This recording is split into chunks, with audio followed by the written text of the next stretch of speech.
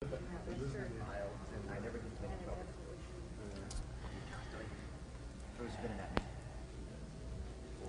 I give this to you? Yeah. We're just about in business here.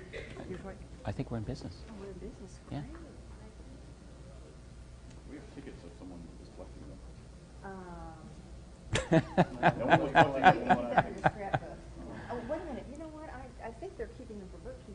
That's what I was going to say. Yeah, They don't like they that. would be. But I don't know who the ticket taker is. If no one needs them, can we hawk them out front? Oh, that would make a lot of money. Scalp 'em. Let's see. I'm looking for a ticket taker coming in the door there. How are we doing on time? Well, you know, it's 20 minutes to 4. Okay. Later, would you do a long private head count to see how many people are there? Ah, Head yes, count. yes. Head count. Head count. Not head. Put a Head collection count. plate. Yeah. There we go. Okay, thank you everyone for your patience. We're coming right along here.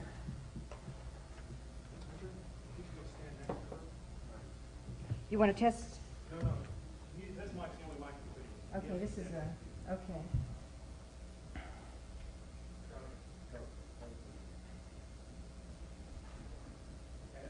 Thanks everyone again for your patience, and we'll move right along. Our next speaker is Richard Dolan.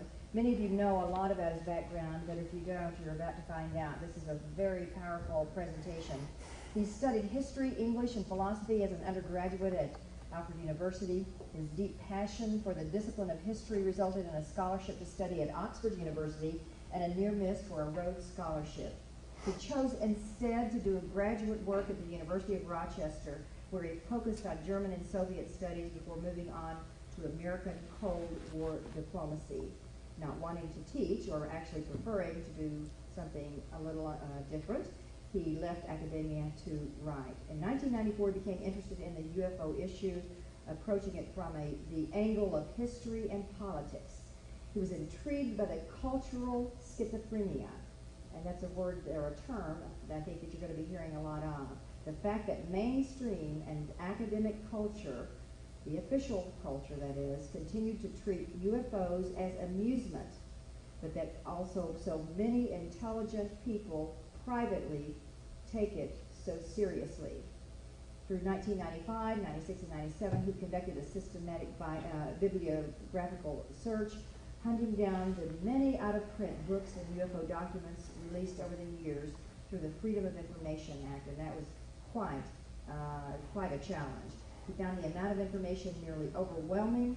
A detailed chronology of relevant events was prepared in advance of writing his critically acclaimed book, UFOs and the National Security State, Chronology of a Cover-Up, 1947 to 1973. This book provides the crucial foundation everyone needs, which is a clear, comprehensive, but concise historical narrative of the problem.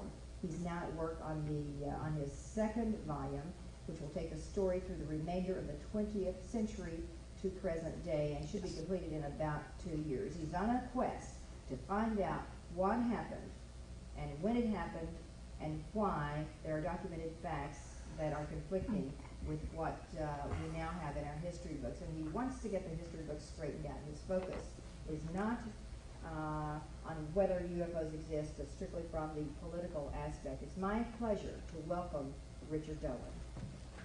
Thank you, Cheryl. Thanks so much. Thank you. This talk, of course, is about what I'll be doing in the second book, taking the UFO historical narrative to the present day. And I'll be covering a bit of that here. As a matter of fact, due to advances in light speed technology, I'd actually had a copy of a book that I apparently wrote 20 years from now that deals with UFO cover-up from 2005 to 2025. I didn't make a backup and accidentally deleted it before I came here, so I don't know what's in it, unfortunately.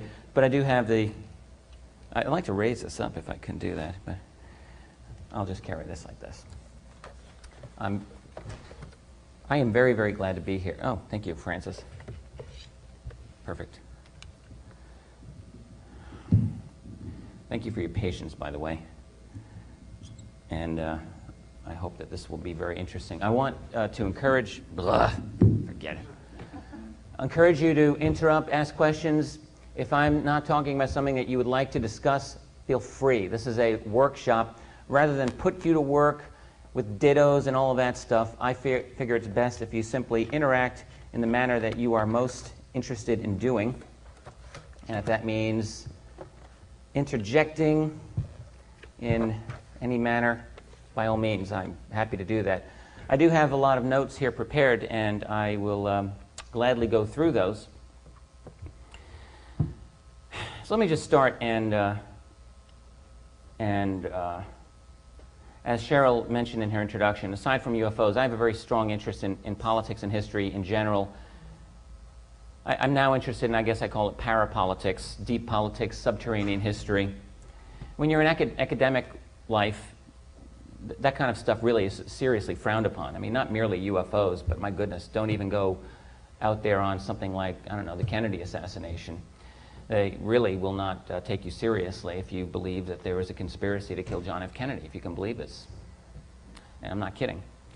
So I've moved away, thankfully, from the hardcore academic environment. A very rigid one after a while. I loved it, absolutely loved it, and I'm glad I'm away. Now, regarding my book, Volume 1 and Volume 2, which I'm working on, one thing that I try to do is to describe a variety of conspiratorial types of, let's say not conspiratorial, bad things that people in power do regarding secrecy, cover-ups, and so on, that are not directly related to UFOs, but that are nonetheless important in my opinion. Things like domestic spying on American citizens by the National Security Agency, or all those grisly mind control experiments by the CIA and Army and other agencies. That's something that I do cover briefly.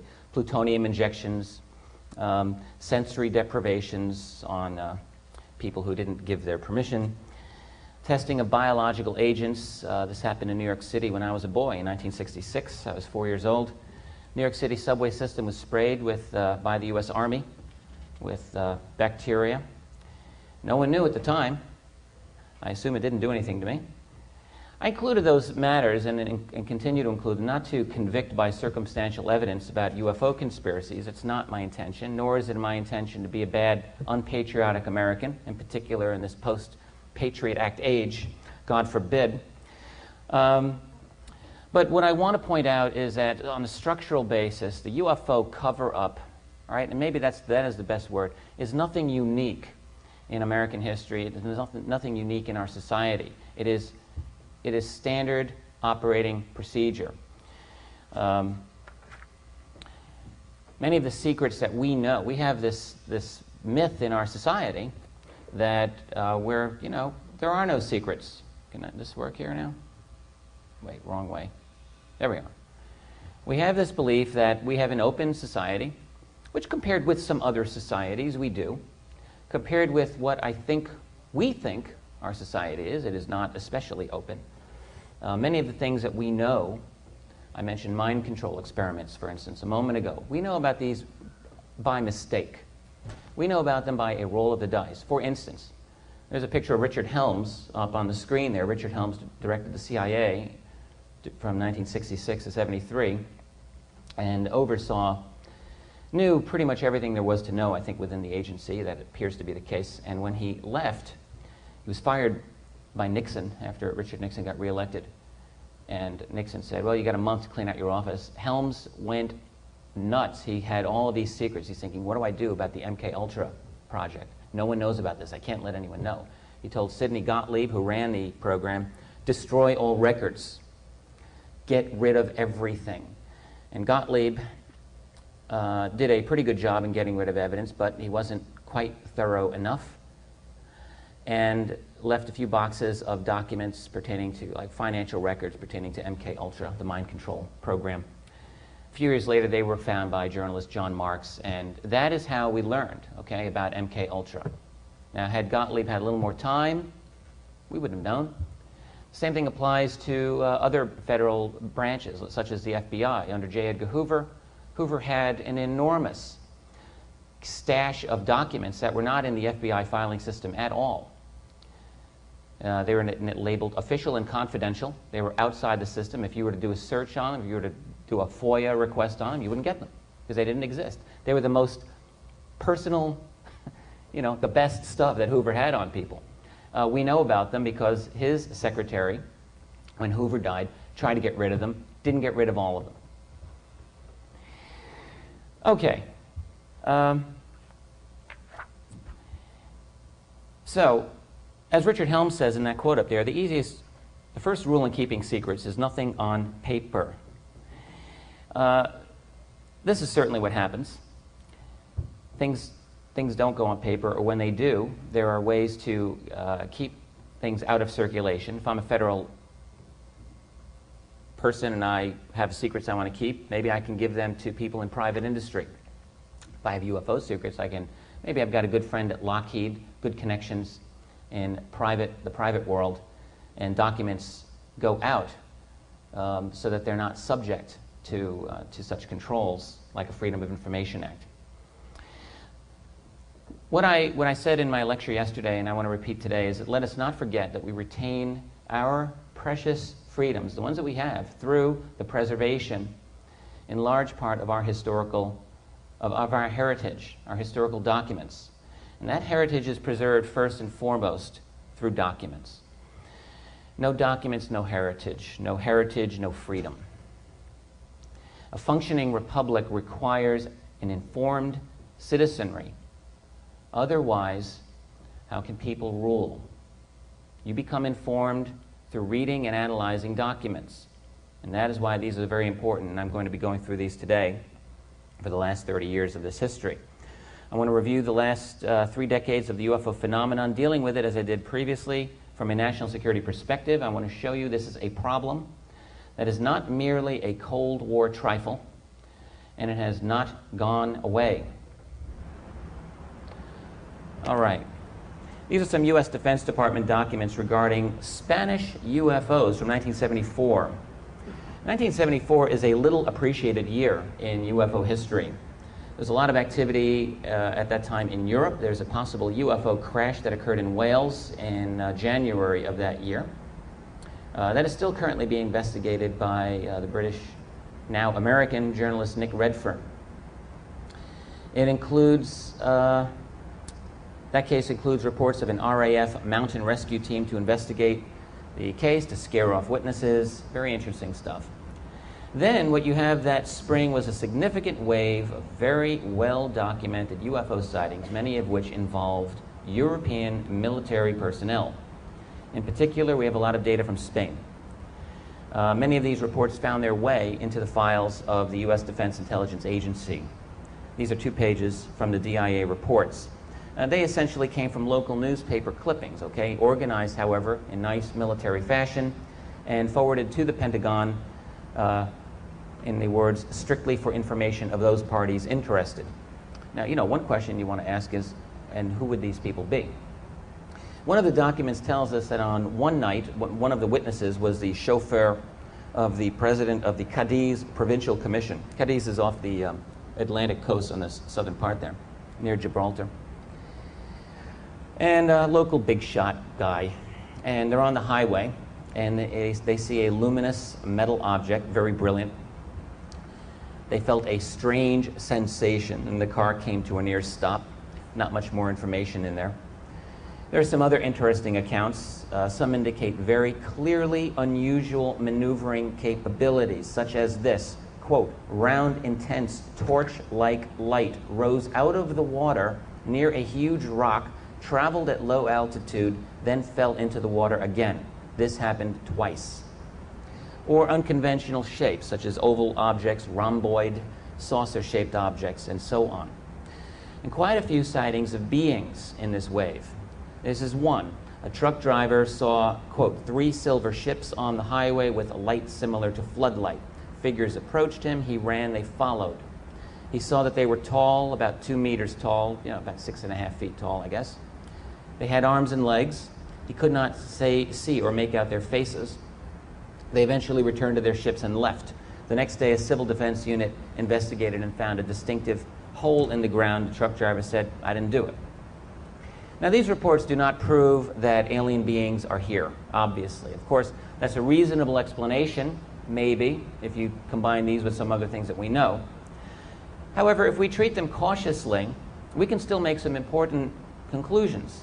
First, the quantity of Spanish reports, which, by the way, coincided with reports from around the rest of Europe, tells us almost certainly that people were seeing and experiencing something very unusual, something that appeared to be technological, something that appeared to be intelligent, the technology of which strongly appeared to be beyond any capabilities then or now. I mean, you know, objects going in and out of water. We're talking about 1974. Secondly, the U.S. Defense Department does not seem to have believed that these reports were nonsense. I say that because they were carefully culled from local newspaper accounts. They were carefully organized, carefully packaged, and sent on to unspecified interested parties. Well, you know, of course they would be interested in this. Who would not be? And I would just add, this is the kind of thing that can drive a UFO researcher crazy, because this is exactly the kind of stuff that we are interested in. We get laughed at or dismissed for it. But the military, you know, they are interested in this. The incidents in Spain did not end in 1974. There were several extraordinary sightings over the next few years.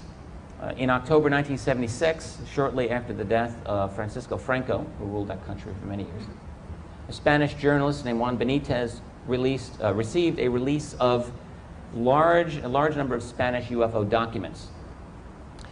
There were about 300 pages in this worth of reports.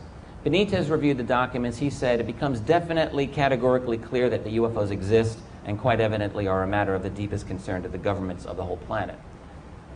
Now, let's see if I can, there we go. Now, Benitez interviewed a general, Spanish general, Carlos Castro Cavero, who told him everything is in a process of investigation, both in the United States and in Spain, as well as the rest of the world.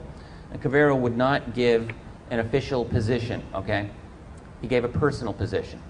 Here's what he said: "I believe that UFOs are spaceships or extraterrestrial craft. The nations of the world," listen carefully, "the nations of the world are currently working together in the investigation of the UFO phenomenon. There is an international exchange of data. Maybe when this group of nations acquires more precise and definite information, it will be possible to release the news to the world." I have a comment I'm going to make about that position at the end of this lecture. I don't think that's exactly the right way to look at this. I'll tell you why later. The general also added something of interest. He said, "I myself have observed one UFO for more than an hour. It was an extremely bright object which remained stationary there for that length of time and then shot off, covering the distance of 20 kilometers in less than 2 seconds. No human device," he concluded, "is capable of such speed." So that's what one general said in an unofficial capacity. The Spanish military offered its own official conclusion. And I think this is important because we know that the U.S. and Spanish governments have shared a lot of information with each other. And we know from the Spanish sources, the military sources, that they share UFO information with American sources. The Spanish Air Force stated in that 1976 report, go over here. Great. This is the most circumspect, convoluted use of language. I don't care if it's translated, it's still awful. If we study jointly the 3 reports issued up to now, we would have to face seriously the necessity of having to consider the possibility of accepting the hypothesis, I'm not kidding here, that a craft of unknown origin and driven by an energy likewise unknown is operating freely in the skies. Can you imagine how terrified they were writing this sentence? They had to be. Talk about qualifications. There have been some skeptics of this case, like James Oberg, who argue simply that the Spanish did not know how to investigate their own UFO sightings. And in fact, Oberg attributed the entire wave that I'm referring to here to the launchings of the Poseidon missiles by U.S. submarines in the Atlantic Ocean. Now, I've read his analysis, which I have to say at best is threadbare, And like so many other approaches to debunkery, only works if you throw out most of the evidence. Then it works great. Here we are. Now we're moving on to the United States. And this, I think, is very, very important in the history of not merely UFO phenomena, but in the history of the United States. This is Loring Air Force Base, October 1975. Absolutely one of the most extraordinary events in the history of UFOs were the intrusions over several Air Force bases along the U.S. northern border in late 1975. From Montana to Maine, unknown intruders were having their way quite easily with American air defenses. These intrusions were only part of the full story. From late summer all through the fall, there had been unambiguous reports throughout the western United States of UFOs, of cattle mutilations, and heavy traffic of unmarked black helicopters where no such traffic had previously occurred. All new, all happening at the same time. Many people who have studied these reports believe that they were connected with the military intrusions, these black helicopters. I'm going to restrict my focus here to the military intrusions since we have clear documentation, clear proof that they happened. During the last 2 weeks of October, there were several visual sightings and radar trackings of unconventional and fast-moving objects by various Air Force bases, as well as by NORAD, North American Air Defense. The first major intrusion of the wave, however, took place in northern Maine at Loring Air Force Base on 2 consecutive nights, October 27th and October 28th, 1975. Now, on the night of the 27th, listen carefully, this is an amazing story. Some of you are familiar with this, I'm sure. Control tower personnel tracked an object on radar that was heading toward the base. They repeatedly tried to communicate with this object. They repeatedly failed. At 7:45 p.m., a base security officer saw an object penetrate the base's perimeter at a very low altitude, about 300 feet. This object had a red navigation light. It had a white strobe light. It descended to an altitude of 150 feet. It came to within 300 yards of the weapons area of the base. That action brought the base to major alert status. Within minutes, security vehicles converged from all over the base. Fighter coverage was requested from 2 NORAD regions, and interestingly, both requests were denied. Military police conducted security sweeps of the weapons storage area, just looking to see if anything was going on. Inside and out, they found nothing. The craft moved into a circling pattern and began flying toward Great Falls, which is just over the Canadian border. Now, this is certainly strange, but, possibly explainable as a helicopter, although you have to ask what kind of helicopter is going to be doing this. There's not a clear explanation. Things became stranger, much stranger the following night. On that night, the 28th, several security guards saw what appeared to be running lights of an aircraft approaching the base. Command post was alerted that the unknown object had apparently returned, the unknown object from the previous night. So from 7:45 p.m. until 8:20 p.m., almost an hour, this object was under constant observation, both visually and by control tower radar personnel.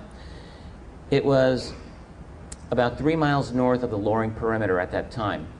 A white flashing light could be seen easily, as well as an amber-colored light. The object appeared and disappeared several times from view. At one point, it appeared over the end of the runway at an altitude of 150 feet.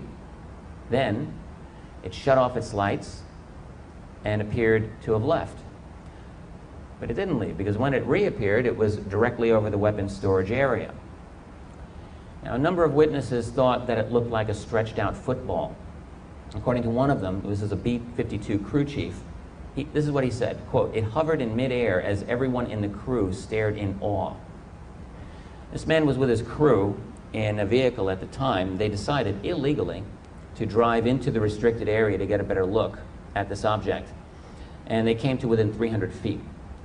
It was completely silent. It did not appear to have any doors or windows, nor any propellers. It had a reddish-orange color.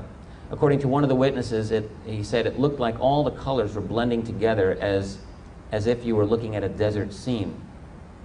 And yet they were adamant that this object was solid. Now, at this point, the base was in chaos. Police vehicles Flashing lights were everywhere. But the object shut off its lights and was gone. Once again, radar briefly tracked it heading for Great Falls in New Brunswick, Canada, before losing it. So priority messages were sent to places throughout the military, including, well, I jumped ahead of my page here, the Air Force Chief of Staff and Strategic Air Command headquarters. Okay, so the question is, what was this object? As far as the military was concerned, it was a helicopter. Indeed, at times, the speed and movement of the object suggested that it was a helicopter, although no witness ever described the object physically as a helicopter. According to a defense memo, the object, quote, demonstrated a clear intent in the weapons storage area and was flown by what it considered to be a smart and most capable aviator. And yes, I would say so, capable enough to fly in and out of an American Air Force base containing nuclear weapons with absolute ease and impunity, capable enough to create a visual image of an object that looked nothing like a helicopter, and, oh yeah, nearly forgot, capable enough to silence all noise coming from the helicopter. That's some helicopter. By the way, I spoke with a gentleman who was a military security for many years, and told me a story of he was guarding, at that time, M1 Abrams tanks were new, still secret, or almost secret, or fairly new. A protester got into the base and climbed on top of the tank. And this guy told me, point blank, he said, I gave that guy one warning to get off the tank. He didn't, and I shot him dead. That's, okay, that's a story. I think it's true. I think I believe him.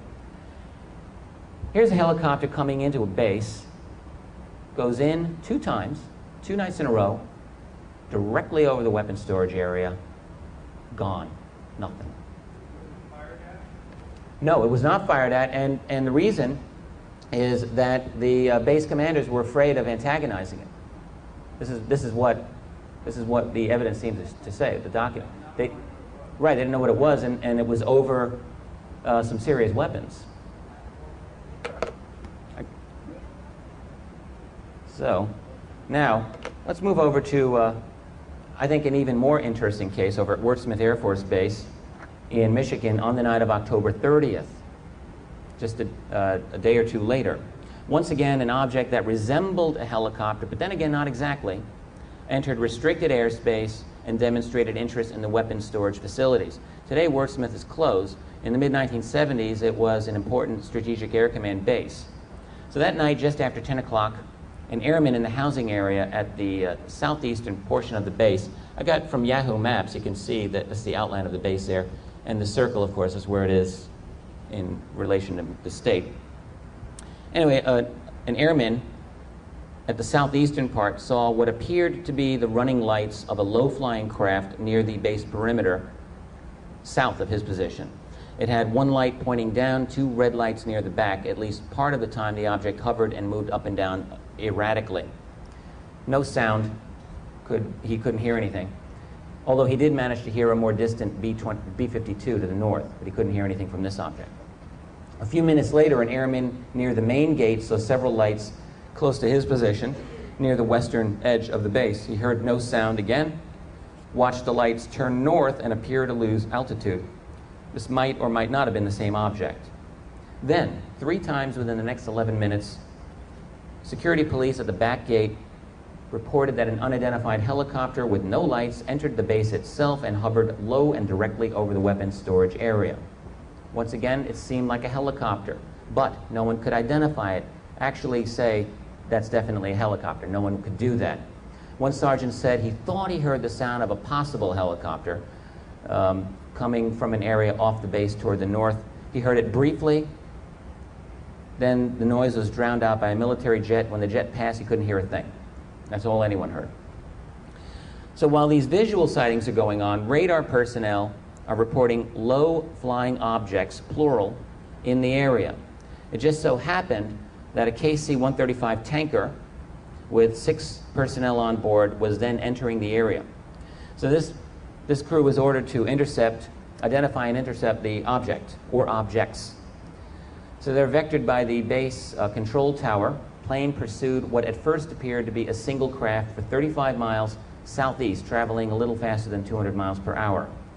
After some time, the crew decided they were seeing two objects, not one, with irregularly flashing lights apparently communicating with each other. No one could be sure, though, and the radar returns could not last for more than 10 seconds at a time. They were only about 1 mile behind this thing, and every time that the crew increased speed to close the distance, the object or objects simply pulled away. So at Saginaw Bay, the tanker crew lost their quarry among fishing boat lights. As they started back, it became clear that they were involved in a nice little cat and mouse game because the object, apparently one object, decided to follow them. This is an account of what happened as told to the official base historian.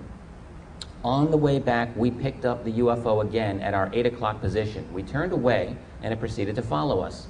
Finally, we turned back in the direction of the UFO, and it really took off back in the direction of the Bay Area. I know this might sound crazy, but I would estimate that the UFO sped away from us doing approximately 1,000 knots. That happens to be more than 1,000 miles per hour. As the plane approached the base, lights again were seen near the weapons storage area. Following the mission, the crew was cautioned not to discuss the incident. Now, to the extent that anyone tries to explain this incident, helicopter is the most typically offered one, to explain this. But of course, what helicopter is going to fly faster than 1,000 miles per hour? Now, it just so happens that the U.S. military test flew a very important craft for the very first time on September 30th, 1975, shortly before all this airspace violation business began. That's although it's ludicrous to explain this Wordsmith case with the Apache helicopter. Actually, the prototype of the Apache was the YAH-64, a Hughes aircraft.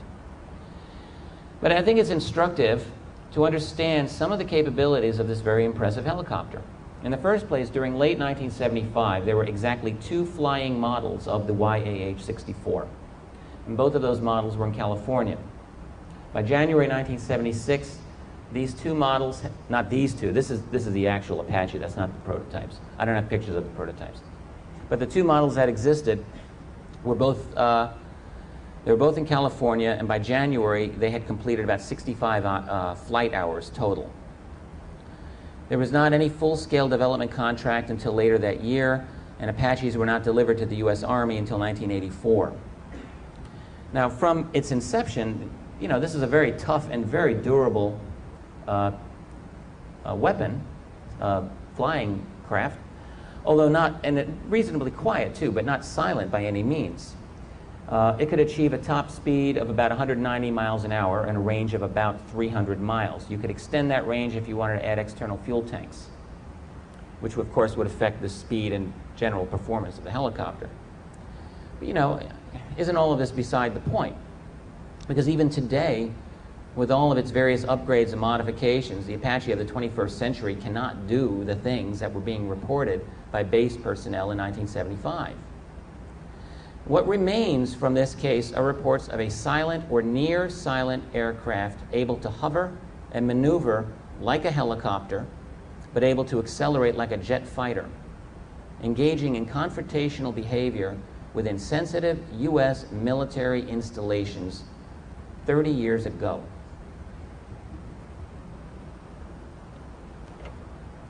Another inexplicable event occurred a week later, November 7th, at Malmstrom Air Force Base in Montana. This is the last of the 1975 incursions I'm going to give you any detail about. At about 3 o'clock in the afternoon on November 7th, electronic sensors at the base detected a violation of missile site security in an area that was designated as K7. And Malmstrom had Minuteman missiles out there and nuclear missiles. So this triggered an automatic alarm. And since there were no surveillance cameras on the area, a sabotage alert team, SAT, was ordered to investigate. As the SAT came to within a mile of area K7, the members reported by radio that they could see a brightly glowing orange disk as large as a football field hovering over the missile site. A glowing orange disc as large as a football field. So much for helicopter explanation this time. As the members of the team watched this weird thing, the launch control ordered them to proceed to the site. They refused. They did, however, continue to watch this thing, which began to rise. When it reached 1,000 feet in altitude, it began to register on NORAD radar. NORAD promptly ordered 2 F-106 interceptors to be scrambled from Malmstrom to get it. This was clearly not an ordinary object as it continued to rise, rise, rise. It eventually reached the incredible altitude of 200,000 feet, which is more than double the ceiling, say, of the high-flying U-2 spy plane. At that point, it disappeared from NORAD radar, and the jets arrived too late to see it. Later, the members of the team received a psychological examination, which indicated that they had been through a traumatic experience. The missile at K-7 showed indications that its computer targeting system had been tampered with and that it had to be removed. It was later revealed that 6 other launch control centers reported UFOs that day. And as if this were not bad enough, UFOs returned to Malmstrom the following night. NORAD radar detected unknowns heading southwest at 1,200 feet, pretty low. Once again, 2 F-106s were scrambled. Sabotage alert teams at 5 areas reported visual sightings of objects at low altitudes. Once again, the cat and mouse game emerged. Military witnesses on the ground reported that the UFOs turned off their lights and became invisible as the intercepting jets approached, and then turned their lights on once the jets departed. At one point, about 90 minutes into the encounter, teams in 4 different locations could see both the F-106s and the UFOs. Finally, the unknown objects rose rapidly until they were, in the words of the memo, indistinguishable from the stars. Now, it's 3 decades later now, and these events remain unexplained. So what are we talking about? Frankly, there are hundreds of similar UFO sightings that describe performance capabilities that match or even exceed what took place here. And these sightings are often very well documented and often made by military personnel. Well, it appears reasonably certain that someone has got some technology that is not acknowledged officially to this day. Now, the possibility of an alien intelligence is obvious, or extraterrestrial. Actually, I often don't like using the phrase extraterrestrial. I prefer to say advanced intelligence not from our civilization. A little more than a mouthful, I admit, but it's also a little more cautious, a little more encompassing. I don't know, for instance, that they're extraterrestrial. I don't know. I think they probably are, but I don't know this. Could it be, however, that the intrusion was actually the product of secret terrestrial or secret military technology? Now, I'm going to come back to this because it's an important issue we have to deal with. But let me have a few more minutes, and I want to describe a few other cases to you first. Essentially, though, I think that the explanation of secret technology has some serious problems. I'm not saying that it can't explain some of the interesting UFO cases we have. In fact, I think probably that it does explain several, but it's problematic, as I will explain in a few moments. The final point I want to make here about the 1975 incursions is that we have in all of this not only the incredible airspace violations, we have also, at that time, what seemed to be very clear evidence of some kind of covert American military action in the form of black helicopters. And that's because it was during this wave, 1975, in the Midwest especially, that people started to see these things, often flying in new air routes, often engaging in provocative actions like hovering over people's homes, often appearing in conjunction with another weird development, animal mutilations. Now, could these helicopters have been responsible for the incursions that I'm talking about here? Well, I don't think so. In the first place, they never showed evidence of extraordinary capabilities, maneuvering and so on, as happened in many of the Air Force cases here. And also, these black helicopters sounded like regular helicopters. Some have speculated that the helicopters might be some kind of anti-UFO action crew or some such thing. Who knows? Maybe. Also during that time period were two of the most spectacular abduction cases in recent history, and that was of Air Force Sergeant Charles Moody in mid-August and forestry worker Travis Walton in early November. Moody was in New Mexico, Walton was in Arizona. So lots of action going on in both of those states. When people try to explain UFOs as some psychological event, I have to remind myself and remind them of cases like these, cases that are clearly, according to the documentation we have, technological. UFOs continued to haunt American airspace through 1976. Here's a report from January 76 regarding an intrusion over Cannon Air Force Base in New Mexico. And I'm really not going to bother to focus in on too many of these. You can see some of the relevant language there, describing the object fairly specifically. 25 yards in diameter, gold or silver in color with blue light on top, hole in the middle, red light on bottom. Someone saw something pretty clearly. This is another one regarding Fort Ritchie, Maryland. Okay, pretty close by, from July 30th, 1976. In the early morning hours, in this case, several patrols saw 3 oblong objects with a reddish tint. Another patrol saw a UFO over the ammo storage area about 100 to 200 yards altitude, very similar to the Loring and Wordsmith intrusion. And yet another violation reported by an Army police sergeant. One witness said the object was the size of a 2.5-ton truck. And then, of course, the now legendary Iranian jet interceptor case from September 1976. This is so well known, rather long to recount. I'm not going to recount all of it here for you. It is not necessary. However, I will just give you the bare bones, because you know what? I don't like assuming that everyone knows everything. It's a bad assumption to make. You have 2 F-4 pilots. They get radar visual, intercept attempts, electrical system failures. The object itself did everything. It played cat and mouse games. It disabled the electronics and navigational systems of the pilots repeatedly. It detached smaller crafts that had incredible maneuverability, that essentially gave hell to the pilots. This has been reported in detail in many books.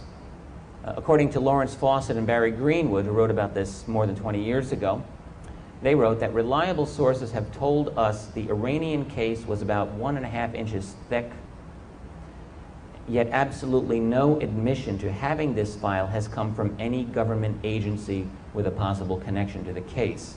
And this report, by the way, came to us courtesy of a very liberal Freedom of Information Act that no longer exists.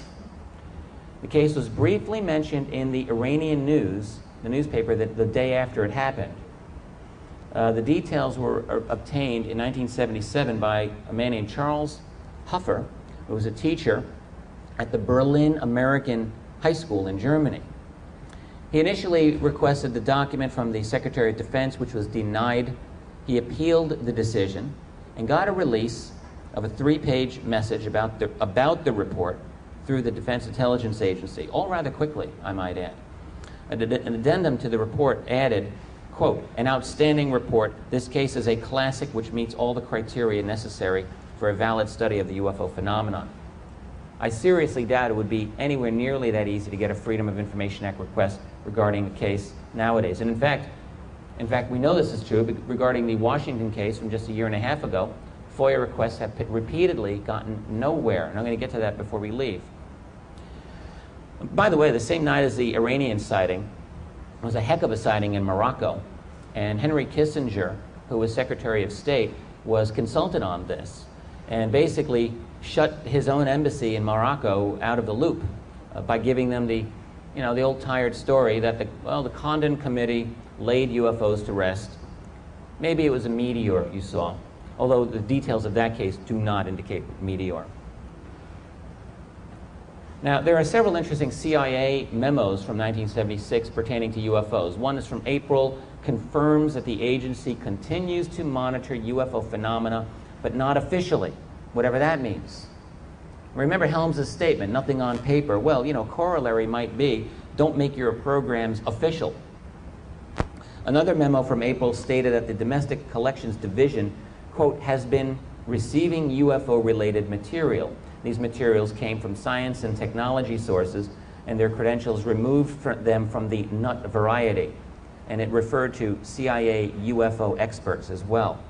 And then another one from July of that year kind of restates this. It mentions the fact that the Domestic Collections Divisions has been receiving UFO-related material from many of our science and technology sources. So one question might be, what sort of UFO material was arriving at the CIA's Domestic Collections Division? Whatever it was, it appears that there was an active research and development being done on UFOs at CIA in the 1970s. Now, sorry about the yucky pictures in there. I tried to keep them small in size. I mention this case because it appears linked to unknown aerial phenomena. This is from a June 1976 declassified report by the New Mexico State Police, declassified by the FBI, about cattle mutilations. It talks about removal of body parts with, quote, what appeared to be a sharp, precise instrument. It also noted the evidence for an apparent landing. It said a suspected aircraft of some type had landed twice, leaving 3 pod marks positioned in a triangular shape. The diameter of each pod was 14 inches. The perimeter around the 3 pods was 16.5 inches. Emanating from the 2 landings were smaller triangular-shaped tripods, 25 inches and 4 inches in diameter. They really looked into this. Investigation at the scene showed these small tripods followed the cow for approximately 600 feet. Tracks of the cow showed where she had struggled and fallen. This is all the report I'm reading here. The small tripod tracks were all around the cow. Other evidence showed, the report continues, that the grass around the tripods as they followed the cow had been scorched. And finally, there was also evidence that the tripod marks had returned and removed the left ear. Investigation has also revealed that in all cattle mutilations which have occurred in New Mexico and surrounding states, that the object of the mutilations has been the lymph node system. End quote. That's an official report. Thank you, Freedom of Information Act. There were lots of interesting military encounters around the world by U.S. and non-U.S. military personnel in 1977, 1978. I'm going to spare you the details. Basically more of the same.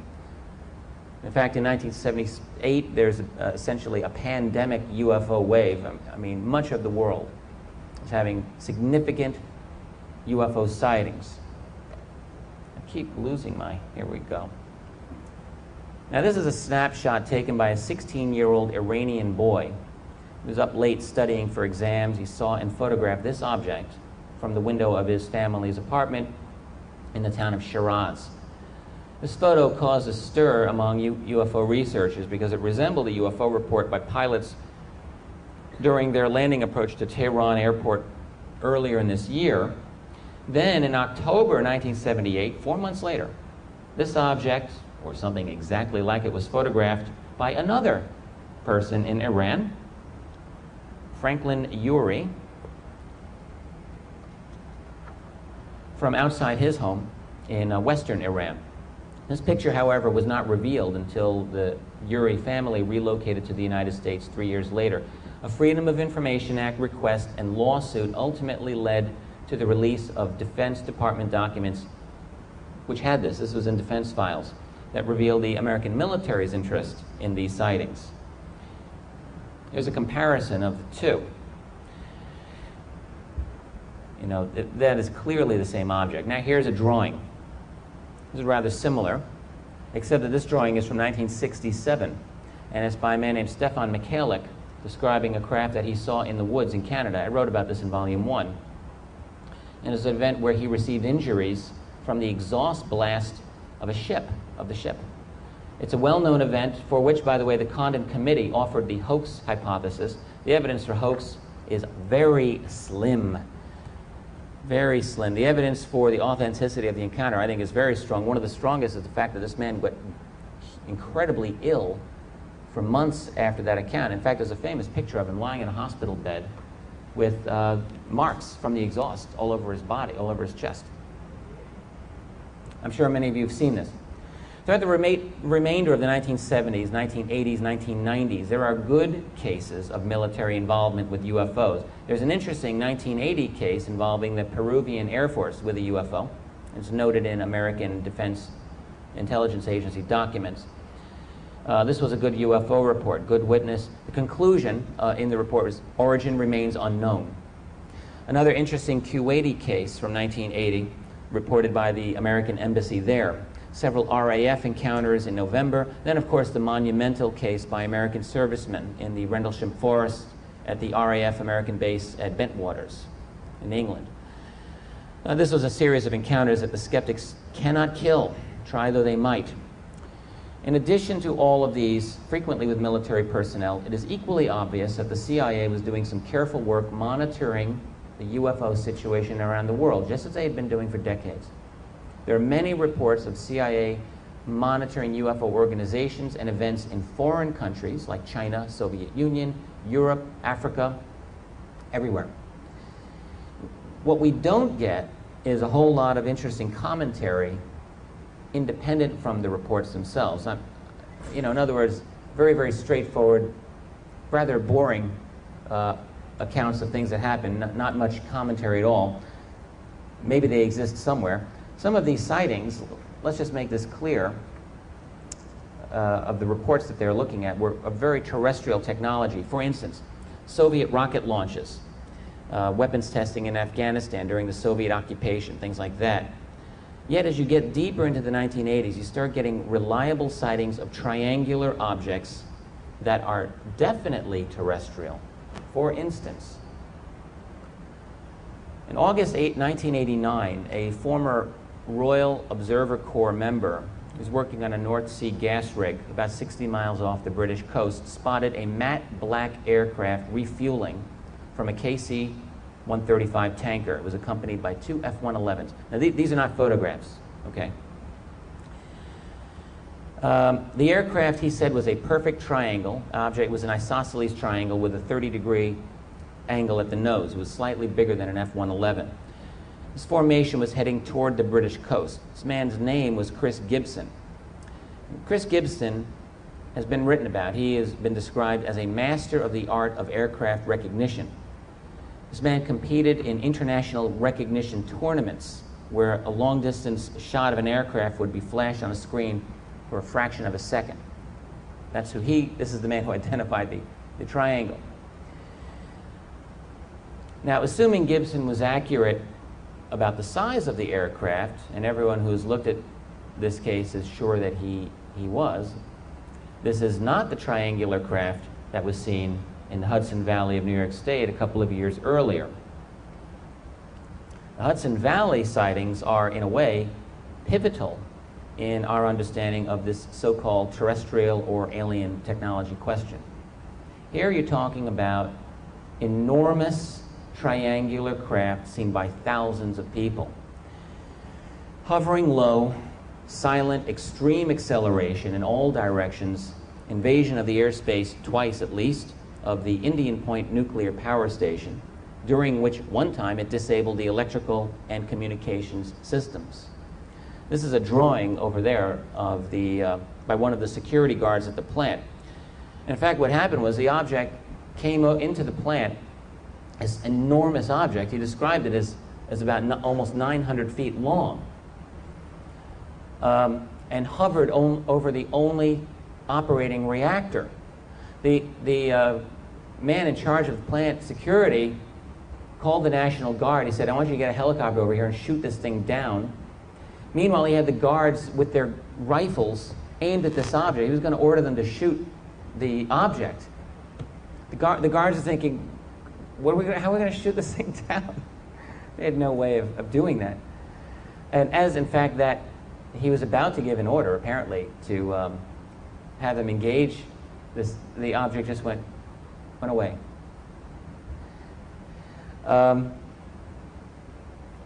Now, actually, the photograph on the top left, top to your right, I'm sorry, is a photograph that's part of a video, actually. That's a still frame from the same day. The Indian Point facility had its airspace violation July 24th, 1984. That video was taken the same day.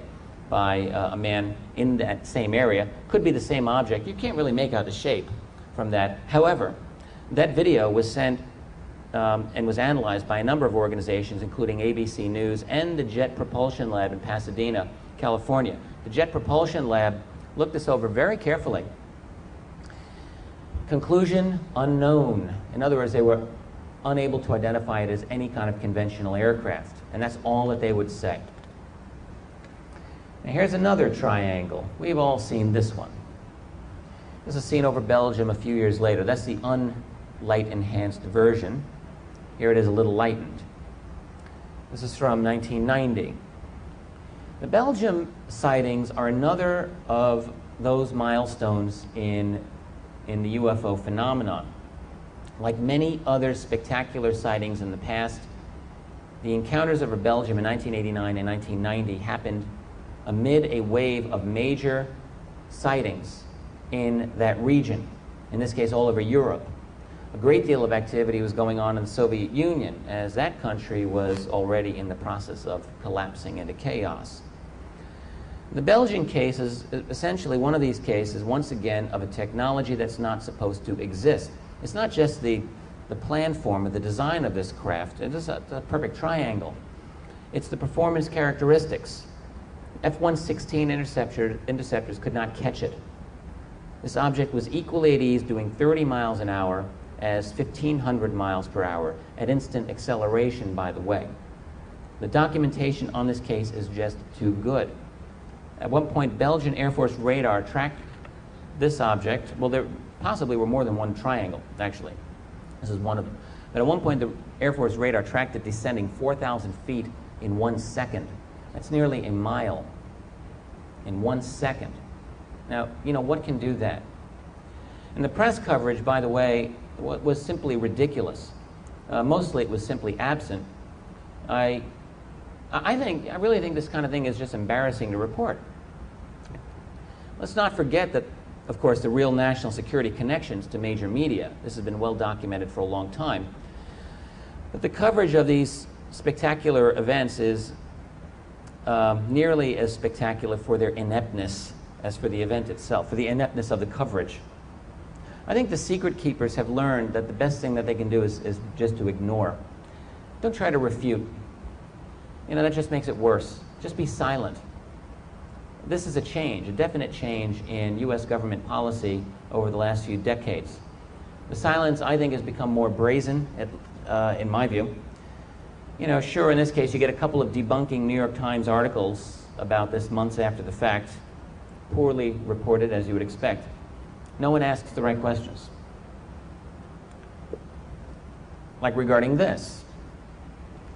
Many reliable witnesses observed what were clearly military UFOs darting and maneuvering in central Nevada in ways that were non-aerodynamic.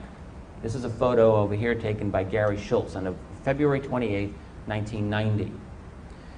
Schultz and his wife went out to the place known as the Mailbox to watch the show. Everyone knew by this point. He had heard Lazar on the radio. Lazar's talking about, yeah, we're going out there, we're watching all of these things go out. Gary Schultz said, holy smoke. And he was expecting a major mob to appear there, and no one was there. He was out there with his wife. One of the things about UFOs, we continually overestimate the interest that these amazing things are going to generate. We can see the enormous implications, and then we think, well, it's just so easy for everyone else to recognize how major a thing this is, and yet people don't get it. So Schultz is out there and his wife, he's got his lawn chair. 7:30 p.m., the first craft came out. He was astounded, leaped out of his lawn chair, took some pictures. And every 45 minutes, one of these came up. There were 6 in all. And 2 or 3 of the craft he described as absolutely amazing. They were brightly pulsating, and he captured this one here rather nicely with a cheap little camera, in fact.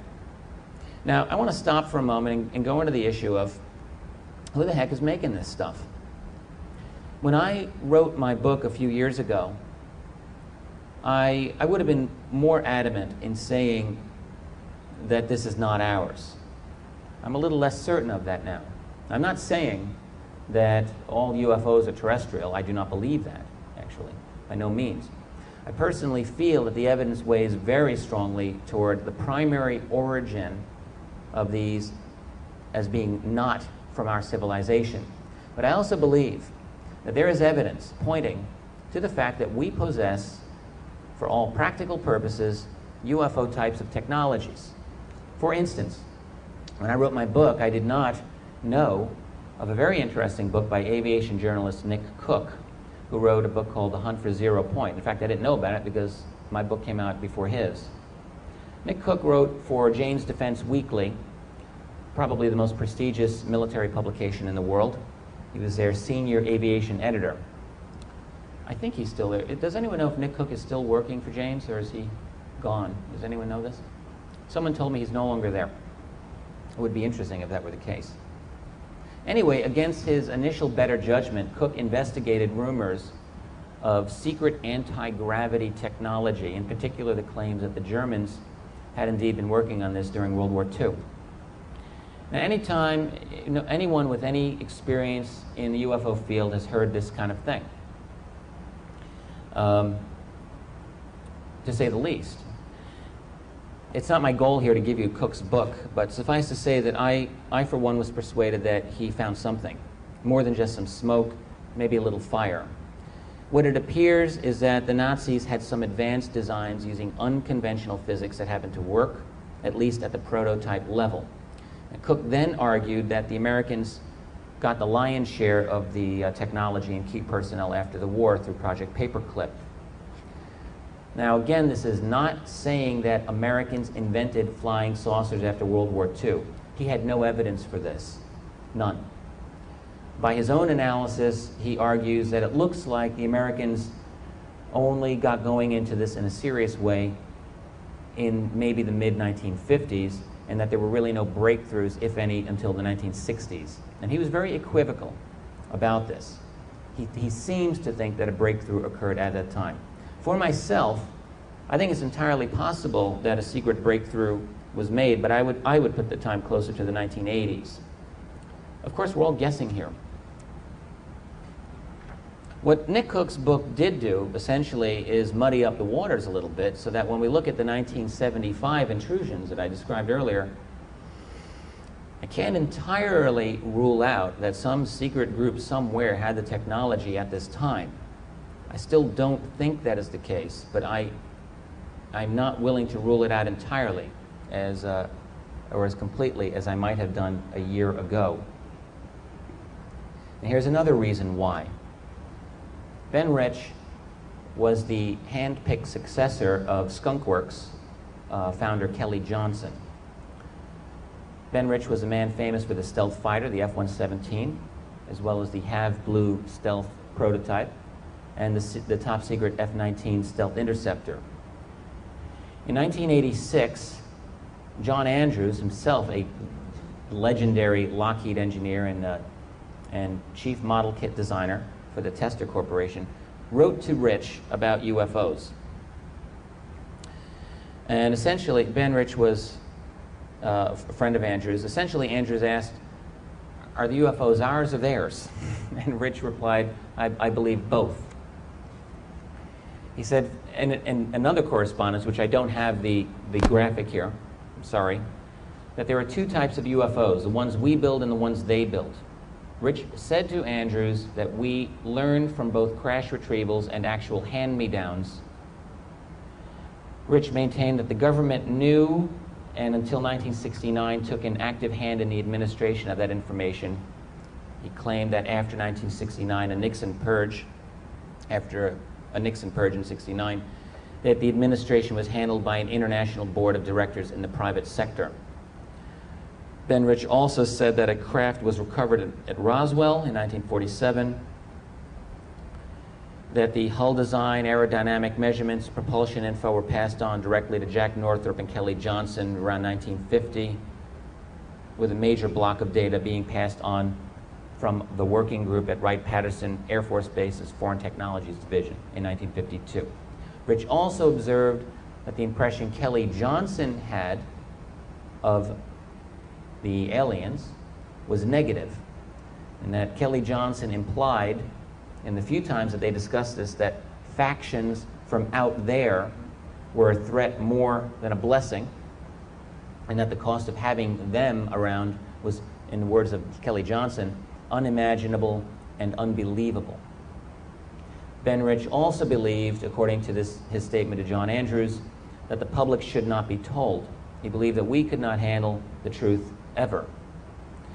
In the very last months of his life, he began to feel that the International Corporate Board of Directors dealing with the subject could represent a bigger problem to citizens' personal freedoms than the presence of the aliens themselves. Andrews himself died in 1999 and passed this information on to Bill McDonald, a UFO researcher. There are other sources regarding Ben Rich. Ben Rich was a graduate of the UCLA School of Engineering, and in 1993 gave an alumni speech there. He ended his speech with a slide image. This was described by Bill Hamilton, who knows this case very well. He ended it with a slide of a black disc zooming up into the atmosphere. The presentation was on like the history of skunk works. That ended with this like black flying saucer going up. And his last statement was, "We now have the technology to take ET home." Ended it, and of course was mobbed by all of the people in attendance, and made these statements. We now know how to travel to the stars. There is an error in the equations, and we have figured it out and now know how to travel to the stars, and it won't take a lifetime to do it. He also said it is time to end all the secrecy on this, as it no longer poses a national security threat, and make the technology available for use in the private sector. And then he also said in so many words that there are many in the intelligence community who would like to see this stay in the black and not see the light of day. Rumors of anti-gravity and field propulsion have been leaking out for more than 15 years at the least. I sometimes refer to Area 51 as the land of leaks. During the 1980s, aerospace journalist James Goodall cultivated a number of inside sources from Groom Lake at Area 51. He asked one of them, "Do you believe in UFOs?" Guy said, "Absolutely, positively, they do exist. Absolutely, positively, they do exist." At a later date, the same source told Goodall, quote, "We have things in the Nevada desert that would make George Lucas envious." There's Star Wars technology for you, quite literally. Now, how many other sources have many of us encountered or read about over the years that say essentially the same thing? Now, I acknowledge, yes, you cannot take all these people blindly at their word. But even if you are very, very cautious in taking all of this, you know, as Ricky said to Lucy, you've got a lot of splaining to do. There's a lot of these things coming out, and they are very, very consistent. Journalist George Knapp, for instance, has interviewed many additional insiders from Area 51, as well as many people with other kinds of connections in there, basically getting very compatible information. Then, of course, there's Bob Lazar and his claims of alien technology at Area 51. Lazar has been a lightning rod for controversy, that's true, but it is also true that his claims are the small tip of a large iceberg. And I will tell you this, I've tried, like many, to find out what's the deal with Lazar, how truthful is he being. Since my book came out, some people like to correspond with me of all walks of life, some of them seemingly well plugged in. I asked one of them, "What do you think about Lazar? What do you know about Lazar? Let's trade. Can you trade any information with me?" This guy told me, he absolutely confirmed that Lazar did work at S4 at Area 51. Now, I think that this man is very credible. He could not confirm that Lazar worked on the sports model alien vehicle, but he did say, yes, I have it on good information, he said, that Lazar was at S4. So take it for what it's worth. Now, this is a case that happened a couple of years ago in Illinois. The main thing I want to do regarding this is simply discuss how the media so stupidly decided to handle this case. This is an incident in which at about 4:30 in the morning, a bunch of maybe 10 people, including perhaps 5 or so police officers, saw an enormous triangle, low, maybe 500 feet, silent, doing all the things that these triangles do, going right over. 2 stories high, brightly lit windows or lights along the side, huge, gliding very slowly, and then the last thing it did is went, zoom, took off instantly. Now, I remember when this came out in the media coverage of this, and I, again, was astonished. It was 4 years ago, and you get the smiles and the, little cute, ha-ha, little green men. And then really where they leave you is that, well, this is probably some kind of military technology. And then they just leave it alone. And I keep thinking, all right, fine, military technology. Doesn't anyone want to know what makes this thing go? What is the technology? Yes, sir? Do you have the audio from that? I do not have the audio. I know that there's audio available, isn't there? Yeah, the police department, they were doing chasing all over the place. And they were walking back and forth. I'm chasing down the street right now. I'm right below it. Yeah, audio of police pursuing this object. I'm chasing it. Yeah, very exciting. I've heard about this. I've not heard it directly. I've seen some transcript, I think, of it. So it's a heck of a case, and utterly and totally bungled. The wrong questions are asked. Forget aliens for a second. That's an important point, but we get hung up on this. The fact is that there's something extraordinary. I grew up in the New York City area, catch a lot of Mets and Yankee games on TV. When a plane flies over Shea Stadium, I can tell you, you hear that thing. Those are 747s. They're loud. This thing is bigger, way bigger than a 747. Much lower, and you can't hear it. And it has performance capabilities like nothing we know about. So if it's military, what do we become, like these czarist little peasants? And we're just going to sit around and wait for the military to tell us when we're allowed to use this stuff. Because it's a matter of national security, and that's what it means. We have no questions are being asked. The wrong questions are being asked, and the right questions are not being asked. And finally, F-16s pursue unknown craft over a region. At this conference was one of the main witnesses to this encounter. I just met him yesterday. Rennie. Great guy. Has anyone met this man? He came up to my table. He said, "I'm Rennie." I said, "What?" "Oh, that Rennie." This is an incredible case. And in fact, the Washington Post absolutely did not cover the most interesting aspects of this case, as I learned from this man. What happened was, on the 50th anniversary of the famous 1952 overflight of the Capitol, on July 27th, 2002, okay? People woke up 1:30 in the morning in, I think the town is Waldorf, Maryland. Right. They hear loud jets overhead. Rennie goes outside, and other people, about 6 to 8 people, call their local radio station, WTOP, and they say, "I see F-16 jets chasing this object." Well, it was an object. Here's the description he gave me. This is not in the Post article. The Post article simply said that there is an alleged blue object that was being chased by F-16s. That's sort of true. But this is what actually happened. He worked late. He got home at about 1 o'clock. He's watching TV at 1:30. Hears the noise, runs out of his house, looks up, sees the jets going in this direction. He's thinking, what the heck are they chasing? He looks around and sees in this part of the sky this bluish object descending at a steep angle, coming down, and then stopping. The jets then were pursuing it again, and this object went boom, went off. And he said to me this was not simply a light. He saw, in his view, it was definable as an object. That's what he saw. So what happened was a bunch of people called the radio station. WTOP issued the first press release on this.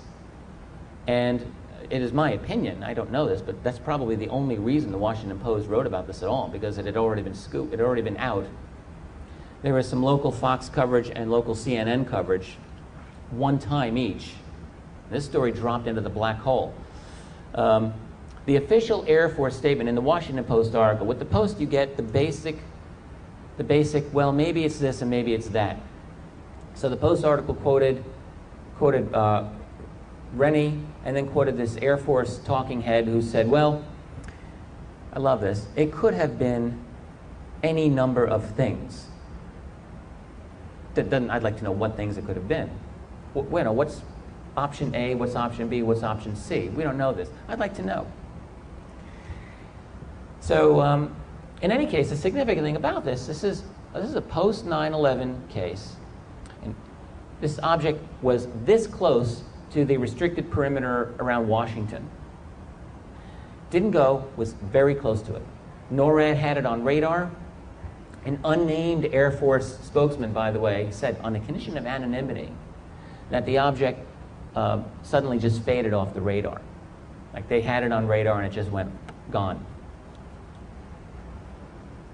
So, now it's not such a great stretch to assume that we have got some exotic technology that remains unacknowledged, but there are some difficult questions here. First, why do so many encounters between American military aircraft and UFOs seem to be confrontational? It's quite clear from the accounts described here and from others that the American Air Force pilots have been sent on genuine intercept missions for decades to pursue objects that don't look or behave like ordinary aircraft, which outperform the most advanced aircraft of our day. And we don't even today have anything, officially at least, that can match the performance of UFOs from the 1950s. And I make this statement based solely from the data gleaned through official military records and through documents obtained through the Freedom of Information Act. Secondly, if many of these UFOs are terrestrial, for instance, let's say the objects from 1975 were human origin, we have to face some disturbing implications, like the likelihood of an organization outside the scope of any official establishment possessing better technology than that of the U.S. military, which would be superior to any aircraft the U.S. military can officially put on the battlefield today in the 21st century. That's a big deal. We could be talking about a rogue element in our own civilization that's secret, extremely powerful, and answers to nothing. For more information on this matter, please see Jim Mars. And I don't rule out such possibilities. But as a matter of explanation, this is not any easier to accept, frankly, than that of alien visitation or an alien presence.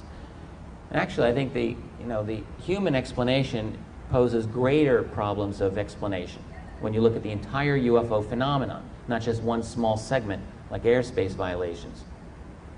My own position is that when discussing UFOs, we have to distinguish between ours and theirs, just like what Ben Rich said. I think there are both. I believe in caution when speculating on these matters, but I also believe that when you have the facts in front of you, you have to face them. You have to be forthright. The truth itself is a radical thing, and the truth is something that belongs to all of us. And the truth is like the Hindu goddess Shiva. It's the creator and destroyer of worlds. And it is not done with us yet. The fact, undeniable, and facing us everywhere we turn, is that there is radically advanced technology on this planet that is not being publicly acknowledged. Technology that likely can take people to the stars and back, and much, much more. It looks to me like such technology is here on Earth today, right now. The unproven issue remains, to whom does it belong? And the process of facing this fact will be probably more socially disruptive than anything that I can think about. I think it would easily shatter the very structure of power in our society today. And that's only another incentive to learn the truth and to speak it.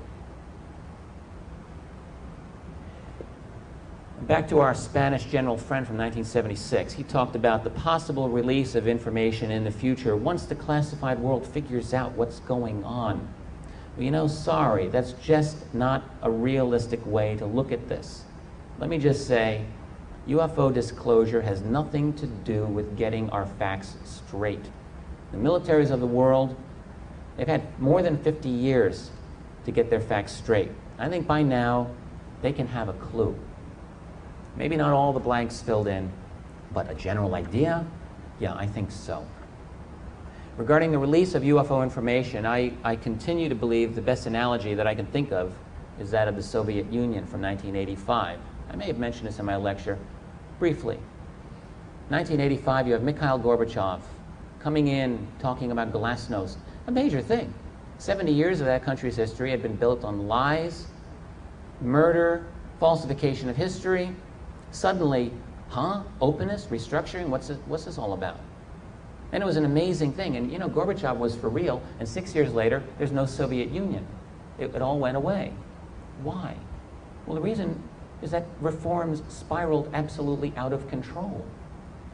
You want to reform from the inside, so we'll do this little thing here, but that causes these things to happen, and that causes these and these and these, and suddenly you have a situation totally out of control. Lithuanians and Latvians and Estonians say, hey, we don't want to be here anymore. You annexed us in 1940. Azerbaijanis, we don't want to be here. Everything gone. The same thing would happen today. If the President of the United States were to say to you, all right, let's say disclosure happens.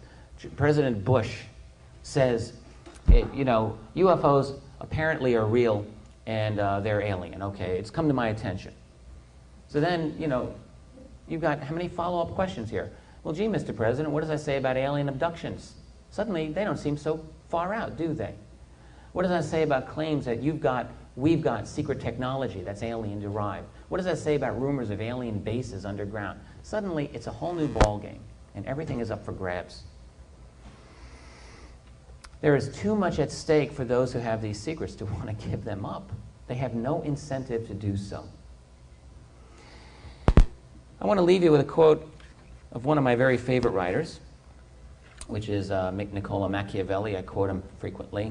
This is important. 500 years ago, Machiavelli explained how to have a revolution from above without most people even noticing. He said, this is in his discourses on Livy, if you're going to do this, you have to retain the semblance of the old forms, because that's all people notice. You know, in other words, President, Congress, Supreme Court, keep that in mind. So that it may seem to the people that there's been no change in the institutions, even though in fact they are entirely different from the old ones. Keep the old structures because that's what people will see. So instead of seeing a corpse of a republic in which we live, we see only the dead guy's clothing because they look the same as they ever did. We've had a quiet revolution that has not eliminated our congressional representatives, it's just made them irrelevant to a large extent. Now, I'm very interested in discussing the reality of a secret state. I think that such a thing is real. Rather, what I think is going on is something like the coexistence of multiple states. They intersect all the time. There's the official state, Congress, President, you know, the stuff we're supposed to believe in. Then there's the criminal state, filled with people of unconscionable wealth and corruption who basically do whatever they want, and they're above the law.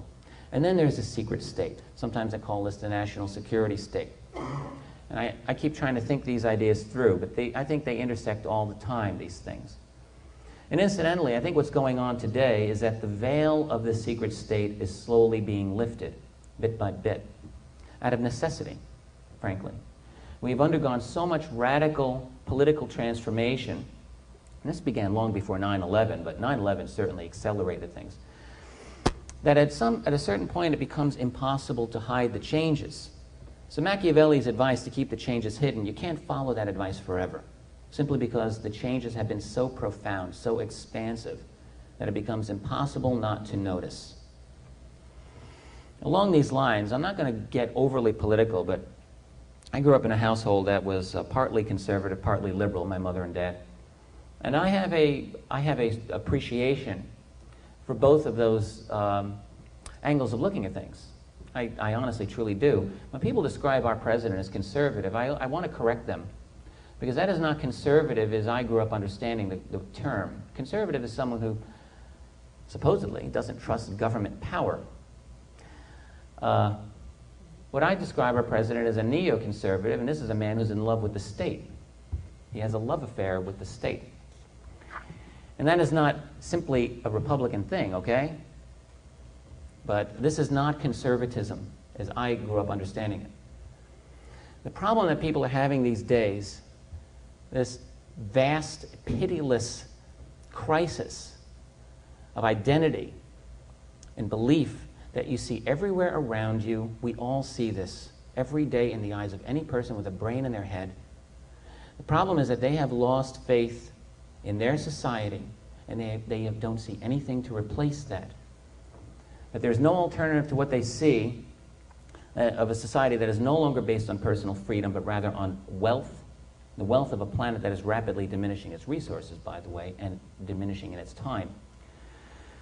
So everything I've given you today still begs the question of what is behind the UFO phenomenon.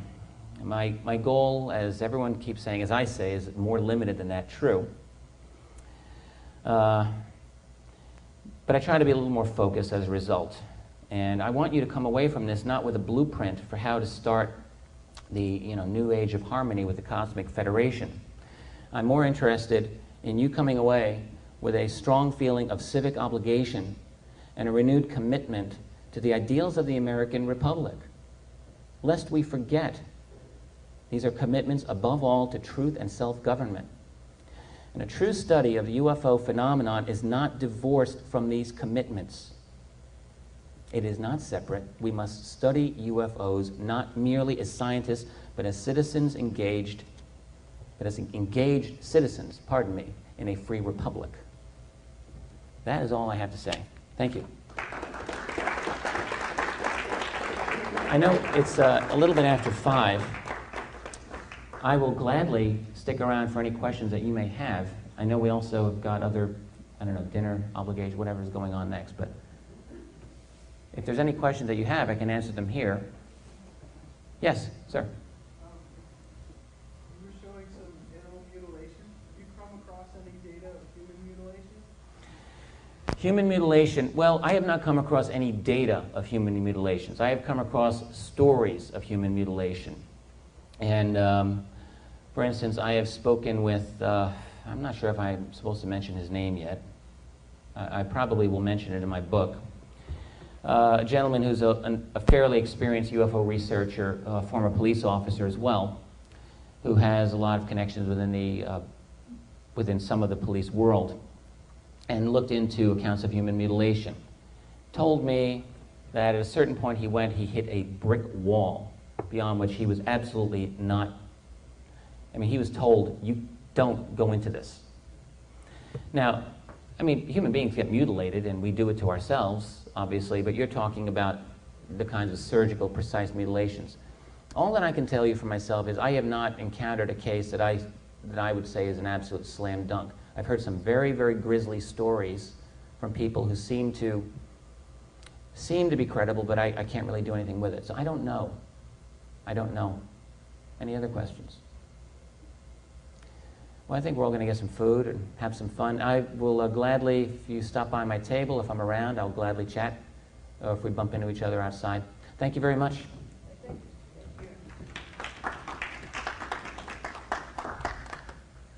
Let's just hang up here. And I work with a gentleman, his name is Richard Dolan, and he told Do me you really? to tell you hello. Oh, tell him I said hi. Yes. Right back at him. He pulled up some of the stuff on the computer for me, and the names. And he said, who is this "Are you bozo?" going to go here when you talk?" Great. I was wondering about that guy in Canada. It's actually Gary's question. He had to leave it. The Canadian from 1967? Yeah, the guy who suffered from burns. Yeah, right, exactly. Stephen McCallick. Were they radiation burns? Yeah, yes, they were. In fact, there were radiation burns in the form of like a checker pattern. In fact, in that image that I showed, the craft. UFOs exist, but strictly from the political aspect. It's my pleasure to welcome Richard Dolan. Thank you, Cheryl. Thanks so much. Thank you. This talk, of course, is about what I'll be doing in the second book, taking the UFO historical narrative to the present day. And I'll be covering a bit of that here. As a matter of fact, due to advances in light speed technology, I had actually had a copy of a book that I apparently wrote 20 years from now that deals with UFO cover-up from 2005 to 2025. I didn't make a backup and accidentally deleted it before I came here, so I don't know what's in it, unfortunately. But I do have the... I'd like to raise this up if I can do that, but I'll just carry this like this. I am very, very glad to be here. Oh, thank you, Francis. Perfect. Thank you for your patience, by the way. And I hope that this will be very interesting. I want to encourage... forget it. Encourage you to interrupt, ask questions. If I'm not talking about something that you would like to discuss, feel free. This is a workshop. Rather than put you to work with dittos and all of that stuff, I figure it's best if you simply interact in the manner that you are most interested in doing. And if that means interjecting in any manner, by all means, I'm happy to do that. I do have a lot of notes here prepared, and I will gladly go through those. So let me just start, and as Cheryl mentioned in her introduction, aside from UFOs, I have a very strong interest in politics and history in general. I'm now interested in, I guess I call it parapolitics, deep politics. But what I want to point out is that on a structural basis, the UFO cover-up, all right, and maybe that is the best word, is nothing unique in American history. It is nothing unique in our society. It is standard operating procedure. Many of the secrets that we know, we have this myth in our society that there are no secrets. Can this work here now? Wait, wrong way. There we are. We have this belief that we have an open society, which compared with some other societies, we do. Compared with what we think our society is, it is not especially open. Many of the things that we know, I mentioned mind control experiments, for instance, a moment ago. We know about these by mistake. We know about them by a roll of the dice. For instance, there's a picture of Richard Helms up on the screen there. Richard Helms directed the CIA from 1966 to 73 and knew pretty much everything there was to know, I think, within the agency. That appears to be the case. And when he left, he was fired by Nixon after Richard Nixon got reelected. And Nixon said, well, you got a month to clean out your office. Helms went nuts. He had all of these secrets. He's thinking, what do I do about the MK Ultra project? No one knows about this. I can't let anyone know. He told Sidney Gottlieb, who ran the program, destroy all records. Get rid of everything. And Gottlieb did a pretty good job in getting rid of evidence, but he wasn't quite thorough enough, and left a few boxes of documents pertaining to, like, financial records pertaining to MK Ultra, the mind control program. A few years later, they were found by journalist John Marks, and that is how we learned, okay, about MK Ultra. Now, had Gottlieb had a little more... to do graduate work at the University of Rochester, where he focused on German and Soviet studies before moving on to American Cold War diplomacy, not wanting to teach, or actually preferring to do something a little different.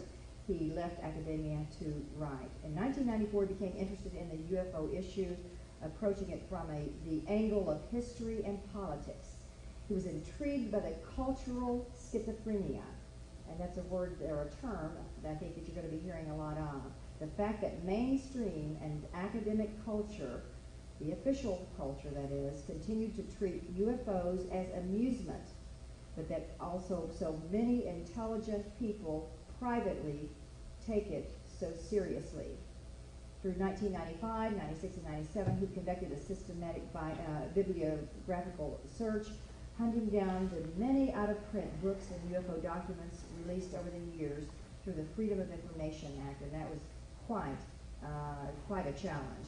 He found the amount of information nearly overwhelming. A detailed chronology of relevant events was prepared in advance of writing his critically acclaimed book, UFOs and the National Security State, Chronology of a Cover-Up, 1947 to 1973. This book provides the crucial foundation everyone needs, which is a clear, comprehensive, but concise historical narrative of the problem. He's now at work on his second volume, which will take the story through the remainder of the 20th century to present day and should be completed in about 2 years. He's on a quest to find out what happened and when it happened and why there are documented facts that are conflicting with what we now have in our history books. And he wants to get the history books straightened out. His focus is not on whether you... I never did make it public. It was spinning at me. Can I give this to you? Yep. We're just about in business here. You're what? I think we're in business. Oh, we're in business. Yeah. Great. We have tickets if someone was collecting them. Um, No one was collecting I think them when I that's think. in the scrapbook. Oh, wait a minute. You know what? I think they're keeping them for bookkeeping. That's what I was gonna say. Yeah, I don't know, they like, would be. But I don't know who the ticket taker is. If no one needs them, can we hawk them out front? A lot of money. Scalp them. Let's see, before a ticket taker came in the door there. How are we doing on time? Well, you know, it's 20 minutes to 4. Okay. Later, would you do a private head count? Let's see how many people are there. Ah, Head yes, count. yes. Head count. Head count. Not head. Put a Head collection count. plate. Yeah. There we go. Okay, thank you everyone for your patience. We're coming right along here.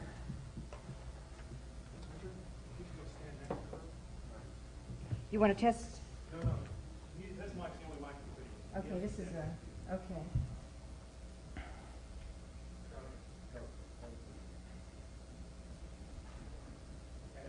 Thanks everyone again for your patience, and we'll move right along. Our next speaker is Richard Dolan. Many of you know a lot about his background, but if you don't, you're about to find out. This is a very powerful presentation. He studied history, English, and philosophy as an undergraduate at Alfred University. His deep passion for the discipline of history resulted in a scholarship to study at Oxford University and a near miss for a Rhodes Scholarship. He chose instead Subterranean history. When you're in academic life, that kind of stuff really is seriously frowned upon. I mean, not merely UFOs, but my goodness, don't even go out there on something like, I don't know, the Kennedy assassination. They really will not take you seriously if you believe that there was a conspiracy to kill John F. Kennedy, if you can believe this. And I'm not kidding. So I've moved away, thankfully, from the hardcore academic environment. A very rigid one after a while. I loved it, absolutely loved it, and I'm glad I'm away. Now, regarding my book, Volume 1 and Volume 2, which I'm working on, one thing that I try to do is to describe a variety of conspiratorial types of, let's say not conspiratorial, bad things that people in power do regarding secrecy, cover-ups, and so on, that are not directly related to UFOs, but that are nonetheless important in my opinion. Things like domestic spying on American citizens by the National Security Agency, or all those grisly mind control experiments by the CIA and Army and other agencies. That's something that I do cover briefly. Plutonium injections, sensory deprivations on people who didn't give their permission, testing of biological agents. This happened in New York City when I was a boy in 1966. I was 4 years old. New York City subway system was sprayed with, by the U.S. Army with bacteria. No one knew at the time. I assume it didn't do anything to me. I included those matters and continue to include them, not to convict by circumstantial evidence about UFO conspiracies. It's not my intention, nor is it my intention to be a bad, unpatriotic American, in particular in this post-Patriot Act age, God forbid.